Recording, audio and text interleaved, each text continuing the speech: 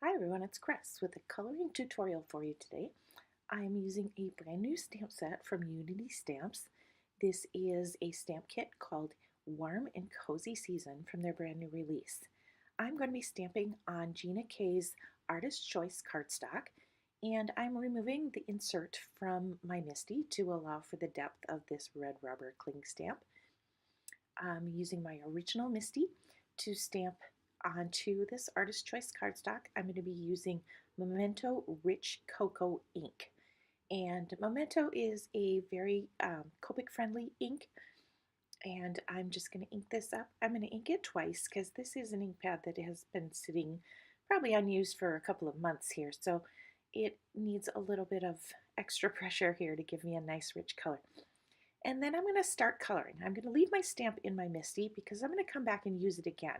So I'm just going to set my MISTI aside with the stamp in it. And I'm going to add a base color. I'm going to be adding a face to this little Angie girl here. I like the challenge of putting faces on these girls, so I'm going to put a base coat in. The Copic markers that I'm using for her face are E50 as the base, and then I'm doing some tip-to-tip blending. And I'm just going to put this shadow in along the side of her face. As you can see, the way she has her head tilted, you only kind of get a 3/4 view of her face. So by adding just a little bit of shading along the base of her hat and on the left side of her face, it gives that hint of just the dimension of her face. I mean, you could probably stop coloring right here if you'd like, but I'm going to keep going. So here, I'm using my Polychromos pencils to add the features of her face. And you want to make sure that you have a really nice sharp point on the pencil because these aren't terribly large images. So when you're working with these very small areas, you want to make sure that your pencils are nice and sharp. First, I have used a dark purple. This is actually the mauve Polychromos pencils. These are the oil-based pencils from Faber-Castell. And I've just kind of penciled in her eyes. And I know it looks a little creepy at first, but I just wanted to get the shape of her eyes. What I have done to kind of put the placement, I have just estimated the size of her head, and usually the eyes and eyebrow areas is about half of the distance from the chin to the top of the head.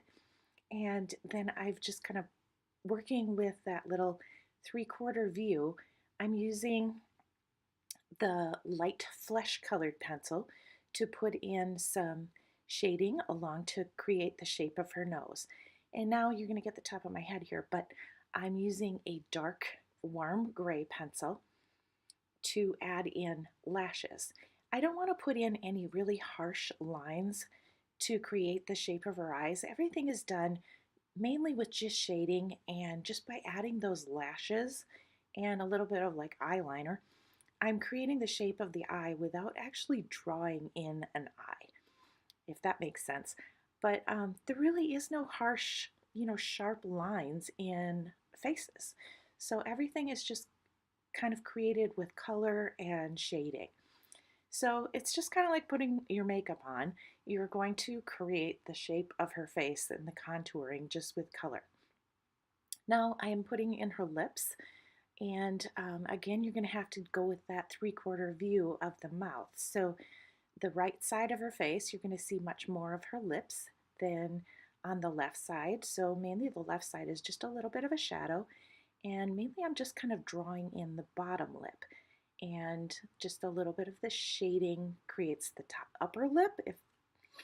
And now I'm just bringing in a little bit of white and kind of blending that in. And again, a little bit with the light flesh color, just a little bit of shading underneath her nose, a little more around the chin, and give her a little bit of blush, contouring the shape of her cheek under her eye and creating more of that color around the shadow on the left side of her nose.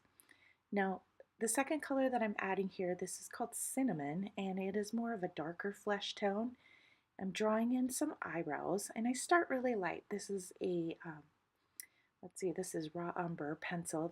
And first I draw them in light because you can erase these pencils not well, so I always like to start with a light color just to make sure that I'm happy with the shape of the eyebrows, and then I'll go in with a darker pencil and kind of clean that up, make it a little bit sharper, and more contrast. Now I'm bringing in a little bit more of a yellow brown. This is burnt ochre, and kind of giving her sort of some eyeshadow, a little more contour around her eyes. And that is pretty much the face. I'm going to just darken the eyes just a tiny bit more.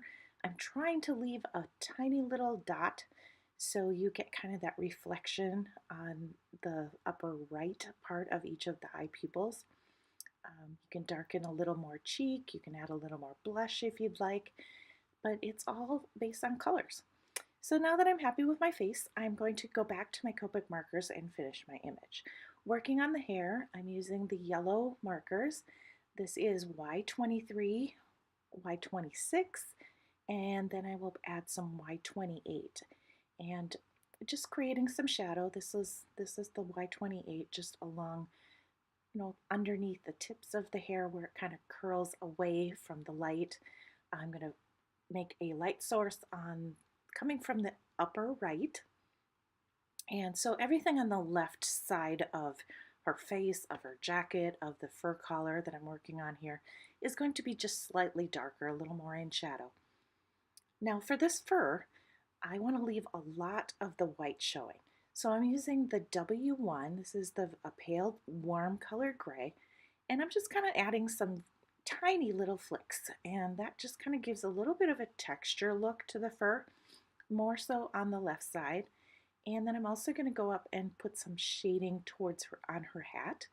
This is the W1 again, and the more so on the left side. And then I'm going to go with the W3.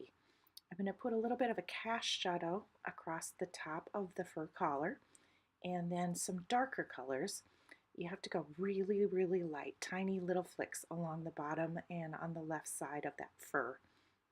That's going to kind of create that shape that you want, and I'll make it look nice and fuzzy.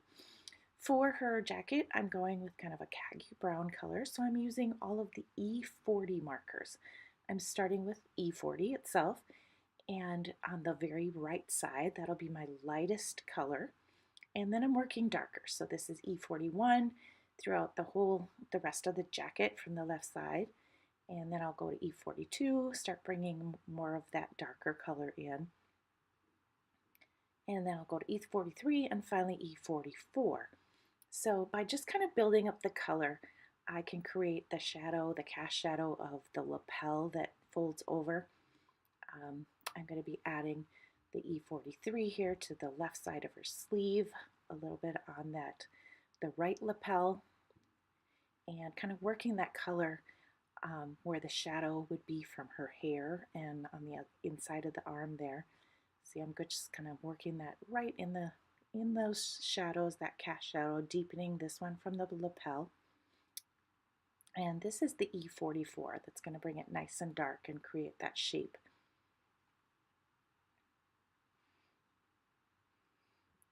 And now I'm going to go back up to the hat, and I'm going to, whoops, a little more shading. Oh, I'm going to leave her t-shirt white. So I'm just bringing in a warm gray, a little shadow from the lapel that's open on the right side and along the hairline there too. Now back to the hat, again with the E40s. This is E41, and working this in the same way from the light to the dark. The left side of her hat is going to be the darker colors. So I'm just bringing this over kind of the base color of her hat is the E40, 41, and 42. And then the 42, I'm putting in the little tassels, the pom-pom on the top. And now I'm going to work from darkest to light across the little diamond pattern on the hat. So I started with E44 towards the middle of the front of her hat. That's E43, and then E42 on the far right side. And then I'm just going to add a little bit around that toggle button on the jacket here too. And there is my image. Now I'm going to go back to my MISTI. My stamp is in place, and I'm going to heat emboss. So I've cleaned the stamp, and I'm going to prep my paper, and I'm stamping it with embossing ink, and then I'm heat embossing it with clear, and that's going to make all those details show up again from the original stamp and kind of give it that raised image and a little bit of gloss. I'm going to do the same thing for my sentiment, and sometimes it's hard to, with those red rubber sentiment stamps to get the placement just right. So I'm using a clear sheet of plastic. This is a piece of quilting plastic that I got at a fabric store that I've cut to fit right inside my MISTI. And I'm actually stamping onto the plastic. And then I can slip my card panel right behind the plastic and decide where I want to have that sentiment.